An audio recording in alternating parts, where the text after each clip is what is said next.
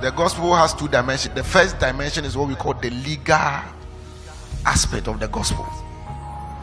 The legal aspect of the gospel has got to do with everything that Jesus has done for you and I, in which you cannot do anything to add or subtract, because that is the dimension of the gospel that was crafted and executed by God through Christ, through Jesus Christ, on our behalf, to make it possible for us to have a right standing with Him, to make it possible for us to walk in His authority and power, to make it possible to be identified with Him.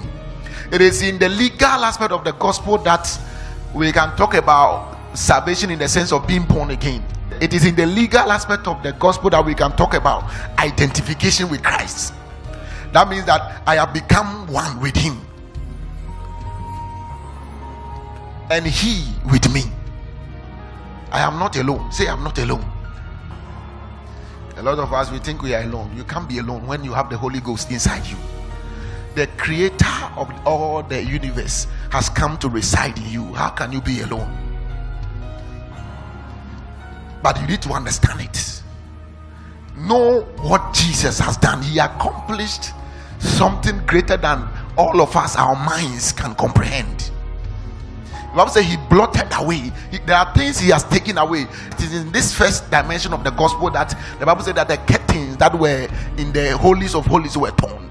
The curtain that separated was divided into two. This first aspect of the gospel, it is the work of the head.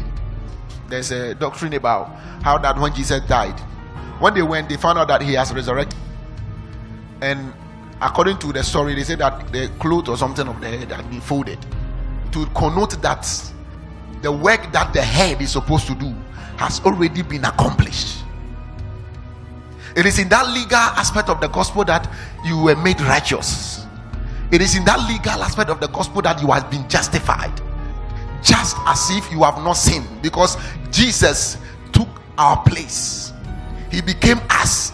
In the legal aspect, He took our place. He took our place of everything, our place of sin, our place of sicknesses, iniquity, our place of poverty. He has absolutely brought what we call redemption and restoration. He became everything that we were supposed to be, took all the punishment we were supposed to have taken, so that we can have a right standing with Him, so that we can become one with Him, so that we can have His place. So in the legal aspect of the gospel, you have been brought to the place of the Christ. Where he stands is where you stand. That means when He died, we died with Him. When He resurrected, what happened? We were raised together with Him. And He says we have been made to sit in the heavenly places at the right hand of God, far above principalities and powers. That means that there's no principality, there's no power that ought to be able to stop you. Say that, far above them. You are far above principalities. Legally, it has been accomplished. When you talk about the legal aspect, it means that is where you gain your argument from. It is like having a land. We've heard about different lands here. Every day they'll bring issues. Before you possess it, you deal with issues. You have to litigate and do many things. Meanwhile, before that litigation process begins, before all of that comes, you are holding the document. The document is what gives you legal authority. It makes you like what you call a bona fide owner. That is the legal aspect I'm talking about. So what Jesus did is the legal aspect. It gives you authorization. It gives you access legally.